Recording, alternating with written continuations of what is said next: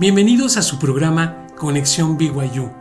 Este es un resumen de los devocionales dados en los diferentes campus de la Universidad Brigham Young, así como en el Ensign College.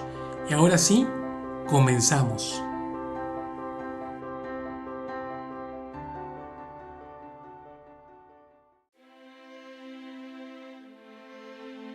Bienvenidos a esta emisión más de Conexión BYU. En esta ocasión les doy la cordial bienvenida a un día lluvioso. Está justamente lloviendo por acá donde yo vivo, en México, y bueno, está muy agradable el clima como para compartir esta tarde este devocional que se llama 6 cosas en las que yo creo.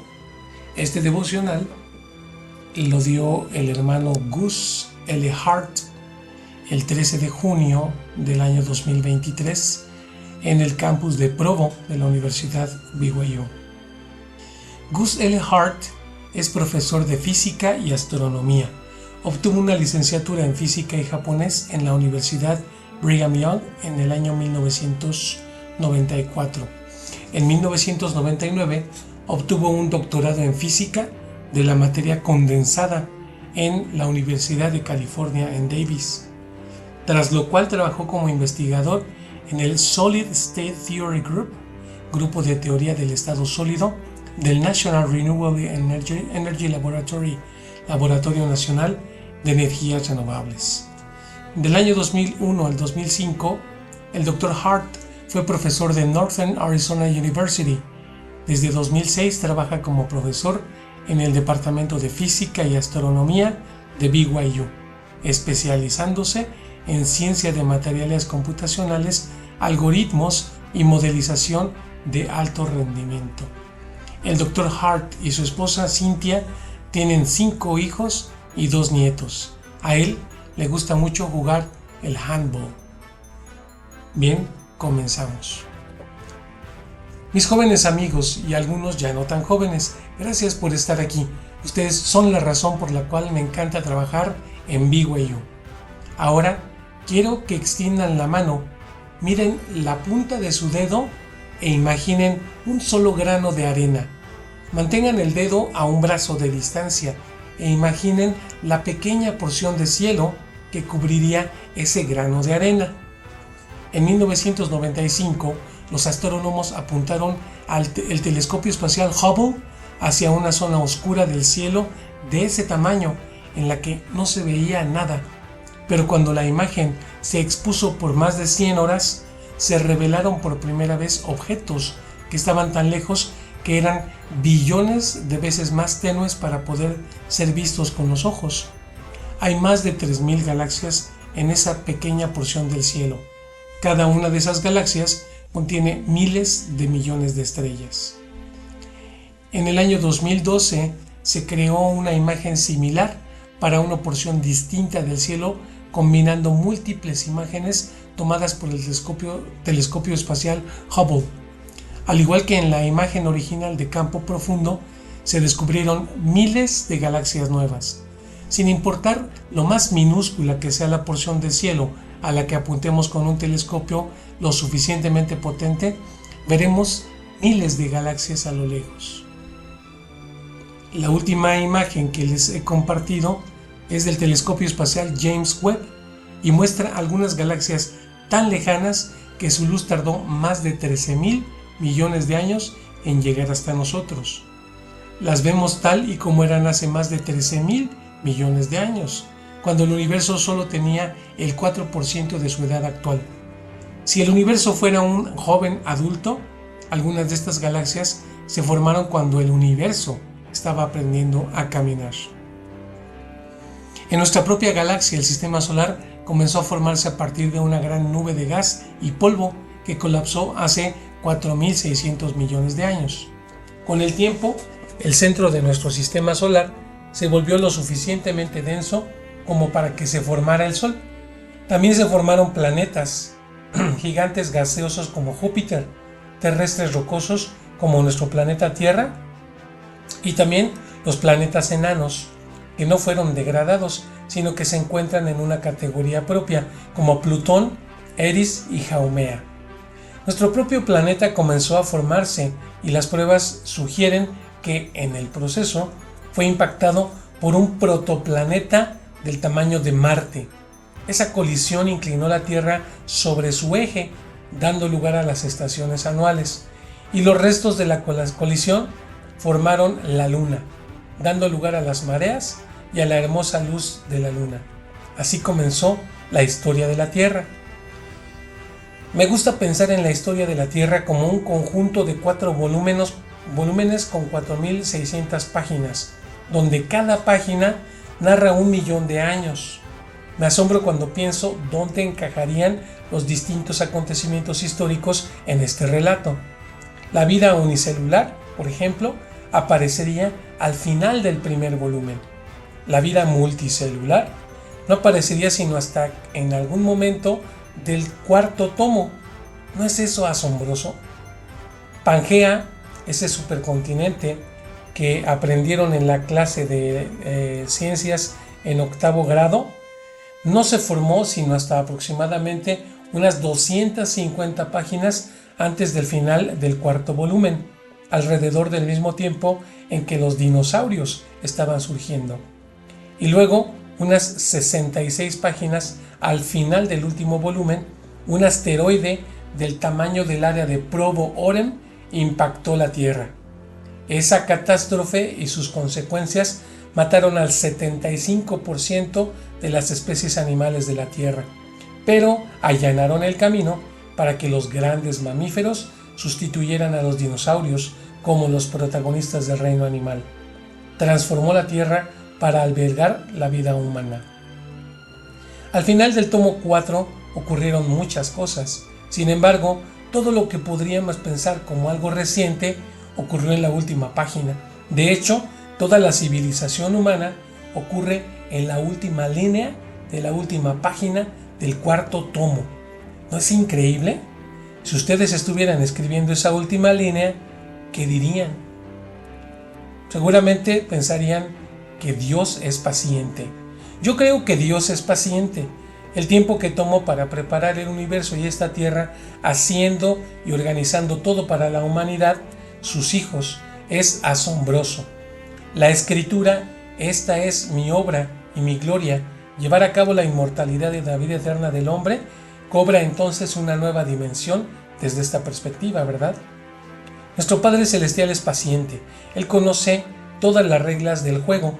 Desde este punto de vista, mi impaciencia con Él en las cosas que le pido parece particularmente grave. Él me recuerda lo que leemos en Isaías. Mis pensamientos no son vuestros pensamientos, ni vuestros caminos mis caminos. Jacob, el profeta del libro de Mormón, lo dijo de manera directa. He aquí, grandes y maravillosas son las obras del Señor. En mi discurso de hoy me gustaría compartirles 6 cosas en las que yo creo.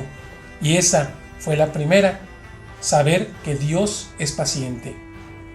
Número 2. Los planes de Dios son mejores que mis planes. Yo creo que los planes de Dios son mejores que mis planes. Creo que Él sabe mejor que yo lo que me hará feliz, lo que me brindará paz y lo que será mejor para mí. Cuando yo tenía 18 años y esperaba mi llamamiento misional, esperaba ir a algún lugar extranjero e interesante, pero eso sí, de habla inglesa. Una experiencia estudiando español de niño me había convencido de que aprender otro idioma era muy difícil. Mi ética de trabajo no estaba a la altura. Además, yo era muy delicado con la comida y me preocupaban los alimentos de una cultura desconocida. La gente me preguntaba, ¿a dónde quieres ir? Y yo siempre decía, a cualquier lugar excepto a Salt Lake City o a Japón. Se preguntaban, bueno, pero ¿por qué no a Japón? Pero nunca preguntaban por qué no Salt Lake City. Cuando abrí mi llamamiento para ir a la misión Japón-Kobe, me invadió un sentimiento de humildad. Japón era el plan de Dios, no era mi plan. Más adelante me daría cuenta de que ese era un plan mejor.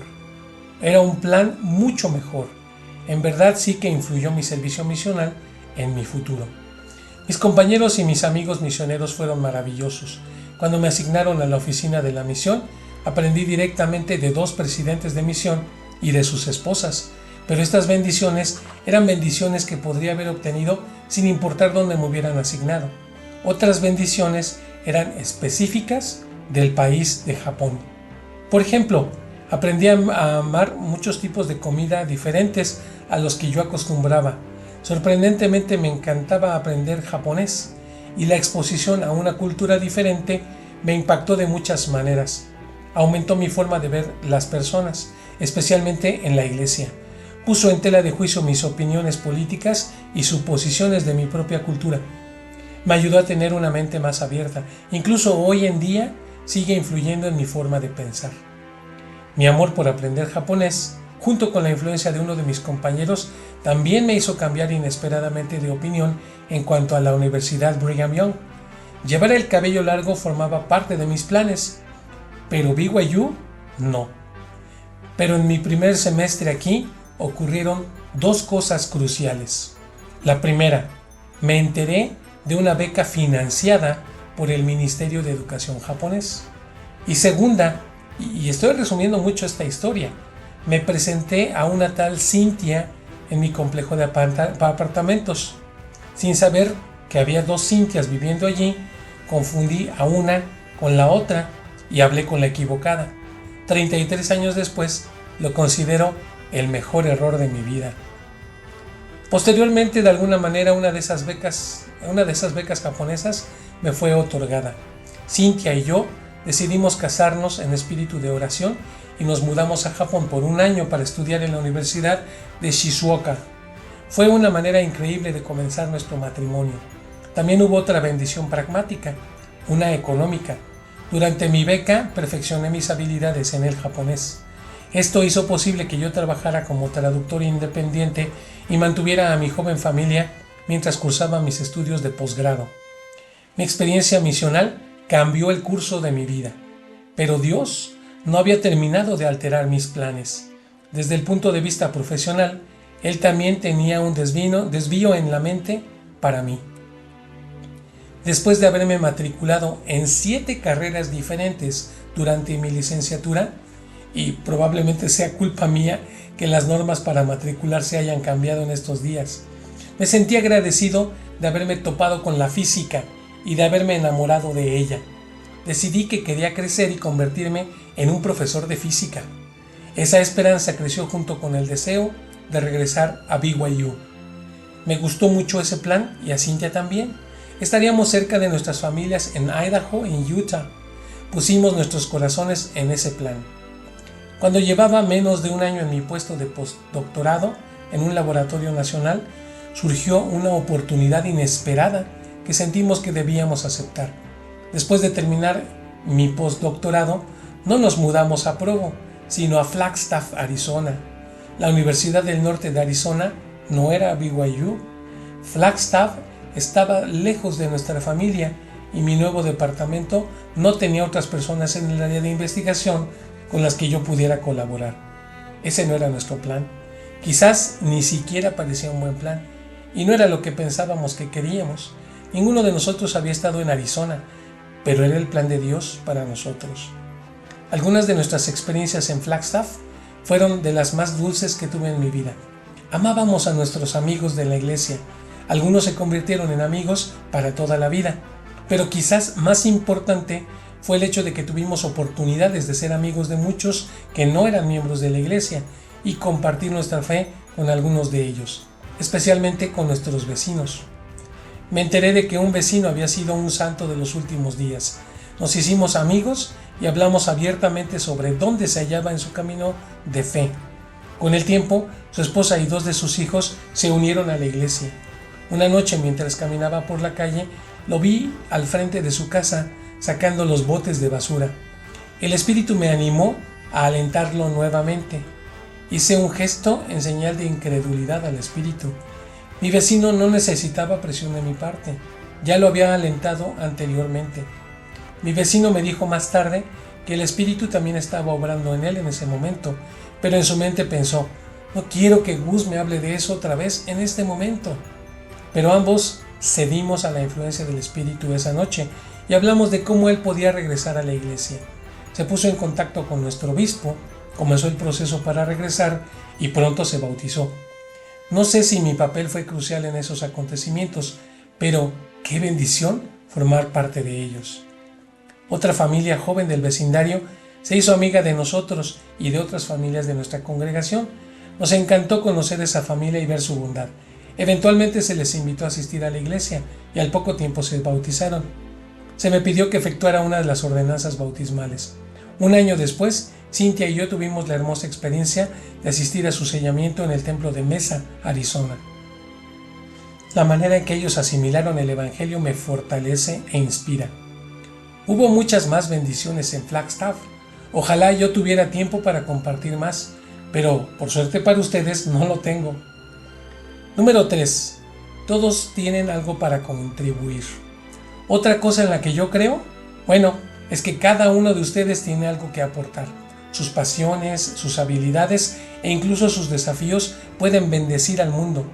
El mundo es lo suficientemente grande y ustedes tienen una misión única. Crean en eso, aunque no se sientan reconocidos. No todos los cantantes cantarán en Broadway. No todos los escritores escribirán un bestseller o ganarán la medalla Newbery. No todos los profesores de ciencias publicarán en las revistas Nature o Science.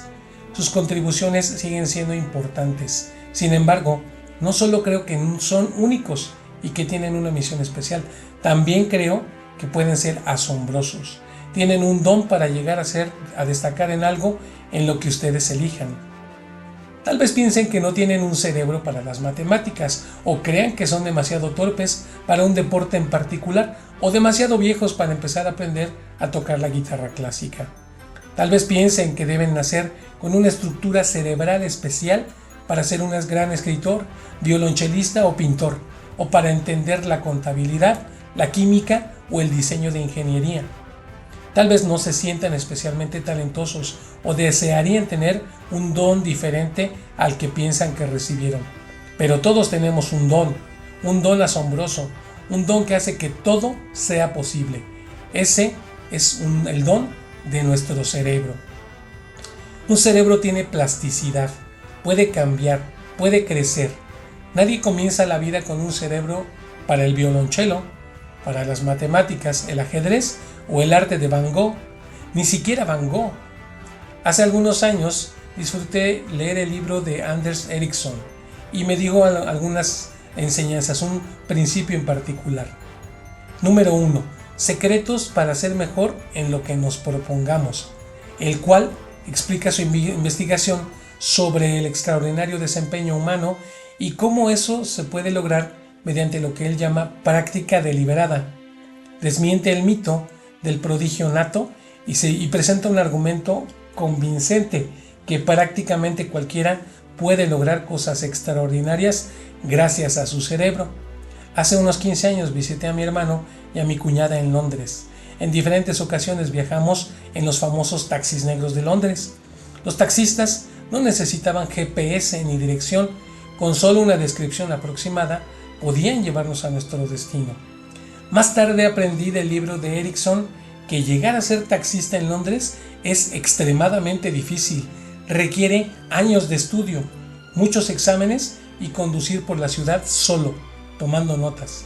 Los taxistas deben conocer a fondo toda la zona en un radio de 10 kilómetros, desde la estación Charing Cross, que contiene unas 25,000 calles. También deben estar familiarizados con museos, hoteles, teatros, escuelas, oficinas gubernamentales, cualquier lugar al que un residente o turista desee ir. Uno podría suponer que tienes que ser un genio nato para llegar a ser un taxista en Londres. No hay genios natos. Incluso cualquiera de ustedes puede llegar a ser un taxista en Londres porque tiene un cerebro adaptable. Los estudios cerebrales revelaron que parte del cerebro de los taxistas en realidad crecía. En cuanto los taxistas se retiran y dejan de esforzarse, sus cerebros se encogen hasta volver a la normalidad. Hasta hace unas 2 décadas, los científicos creían que una vez que una persona llegaba a la edad adulta, su cerebro ya no podía cambiar. Pero ahora entendemos que el cerebro es como los pulmones o los músculos.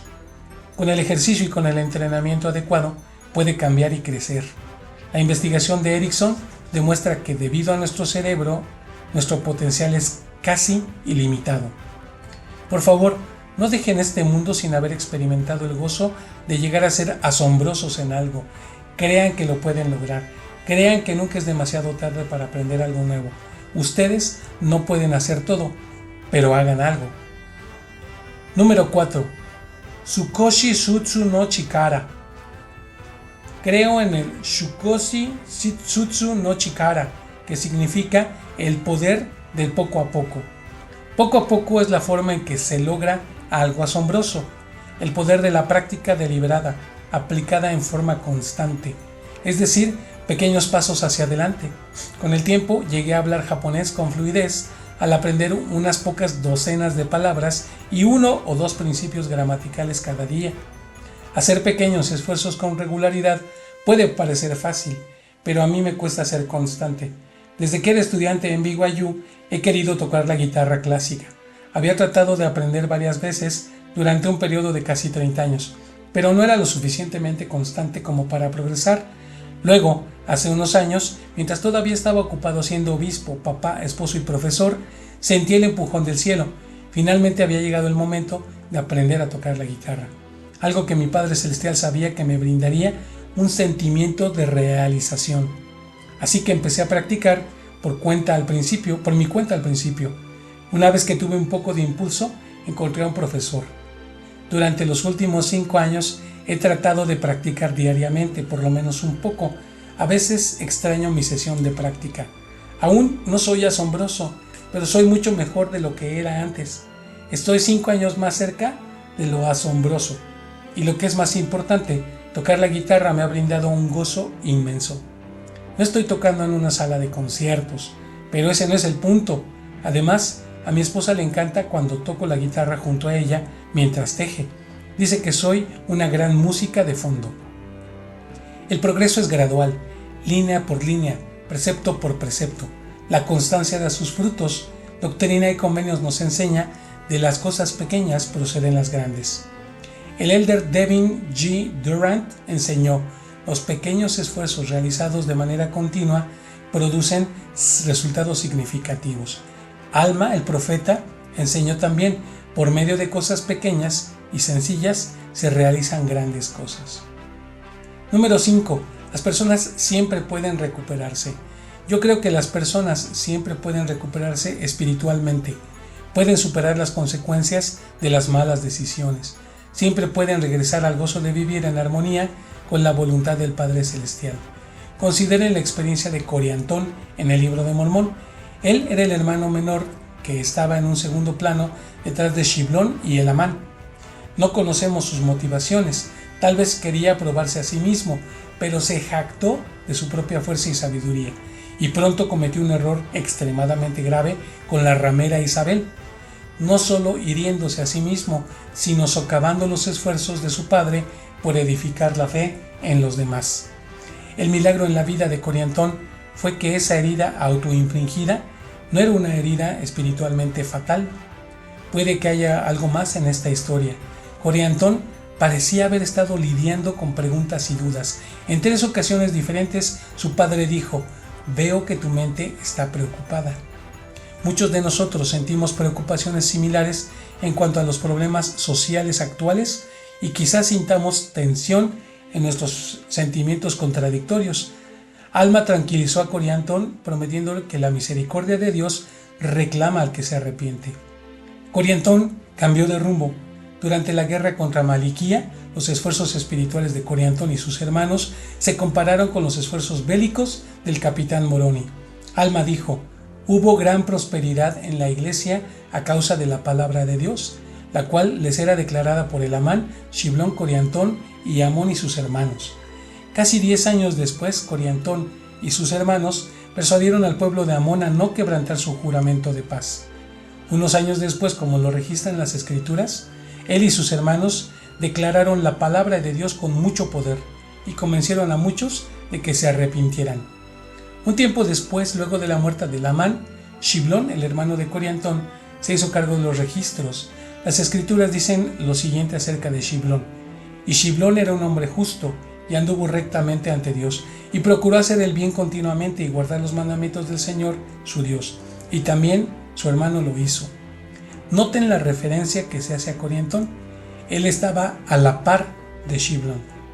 Corientón se recuperó, permitió que Cristo lo salvara. La suya es una historia de esperanza, de poner su fe en Cristo y de dejarse tocar, rescatar y transformar por el amor de Dios. El elder Jeffrey R. Holland enseñó lo siguiente, cito: por más distancia que piensen que haya recorrido lejos del hogar, de la familia y de Dios, testifico que no han viajado más allá del alcance del amor divino. No es posible que se hundan tan profundamente que no los alcance el brillo de la infinita luz de la expiación de Cristo. Cierro cita. Así que, recupérate tal como lo hizo Corientón. Número 6. Una sonrisa es poderosa. Y ahora, lo último. Creo en el poder de una sonrisa. Hace algunos años serví como obispo en mi barrio. Fue muy gratificante, pero también muy desafiante. No podía dejar de preocuparme. Me preguntaba por qué ese llamamiento especial se sentía a veces como una carga, a pesar de que constantemente veía pequeños milagros y sabía, al menos intelectualmente, que el Señor estaba al mando. Sin embargo, emocionalmente no podía dejarle toda la preocupación al Salvador. No sabía cómo desprenderme de ella.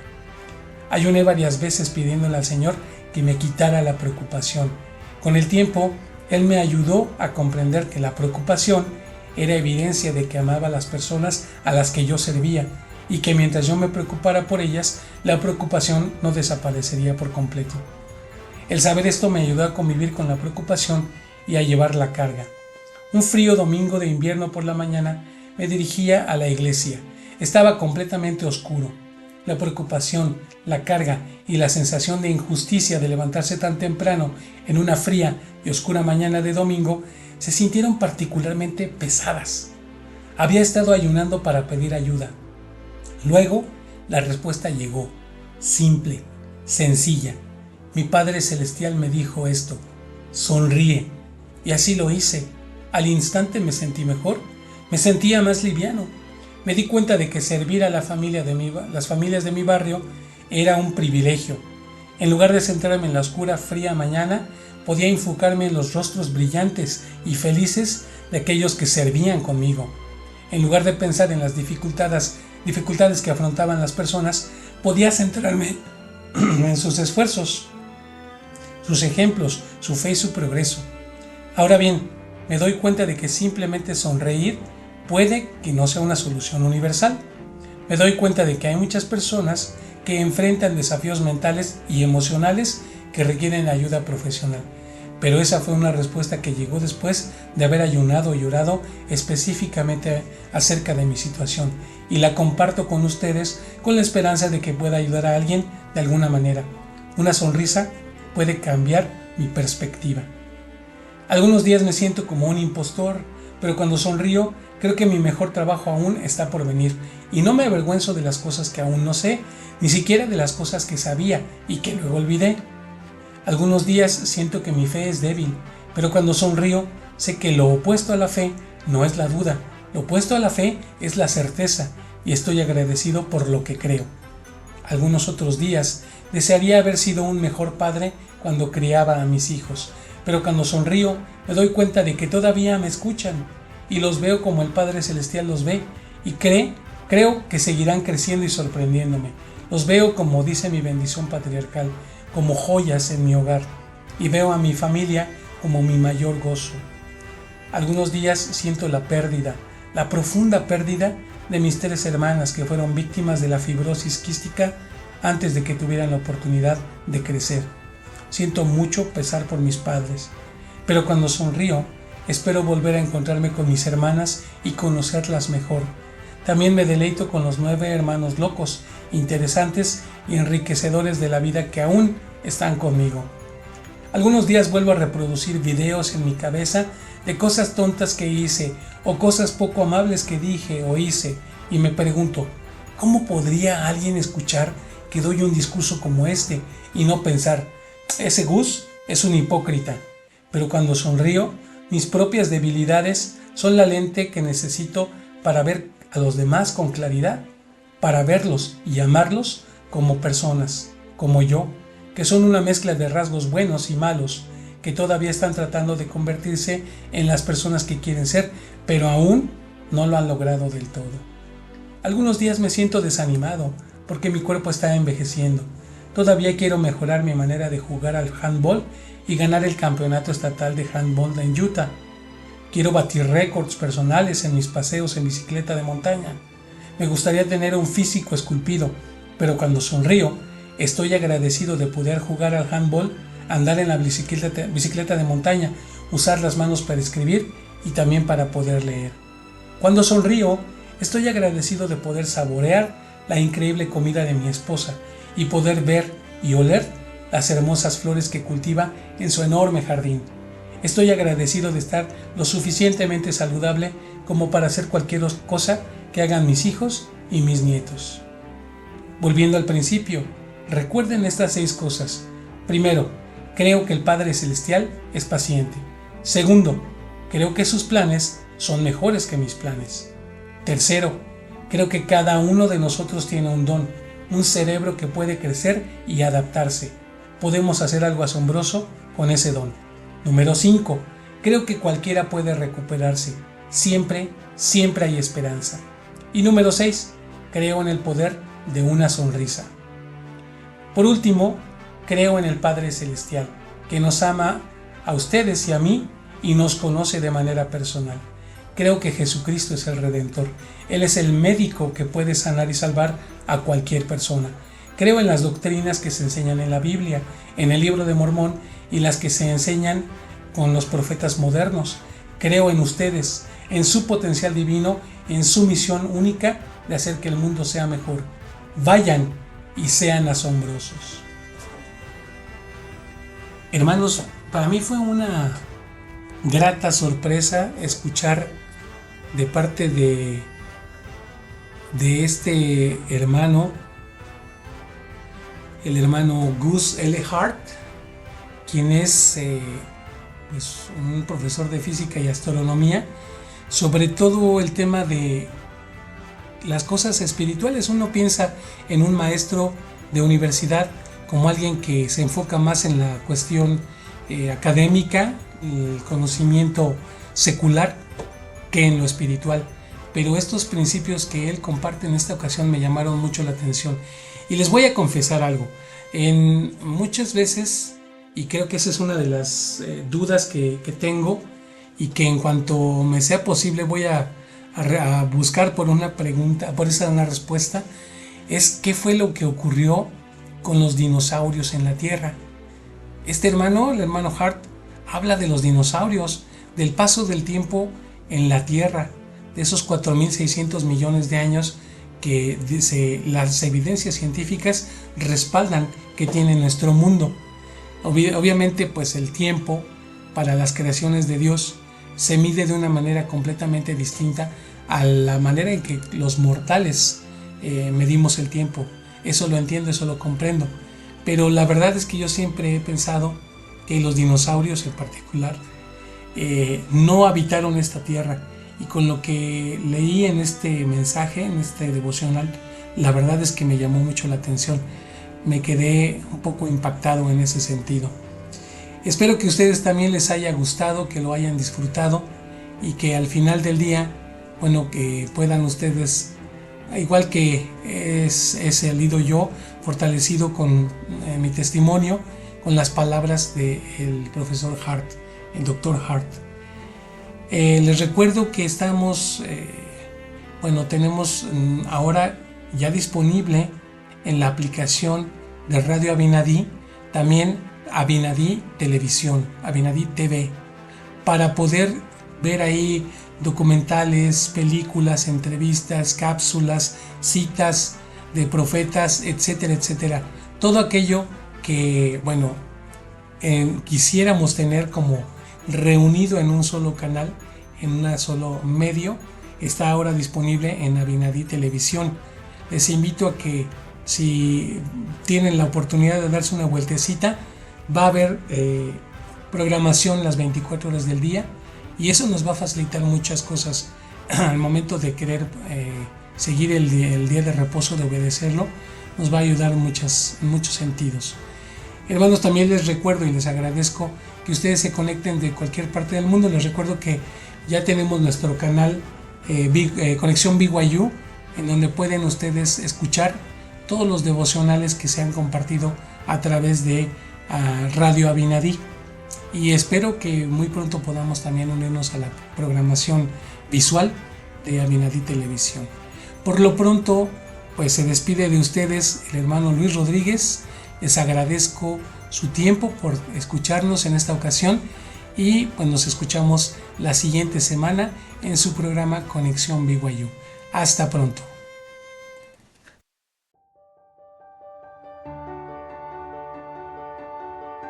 Es así como llegamos al final de su programa Conexión BYU. Ha sido un placer tenerles con nosotros. Les saluda Luis Rodríguez y les esperamos la siguiente semana a través de esta emisora, Radio Abinadí.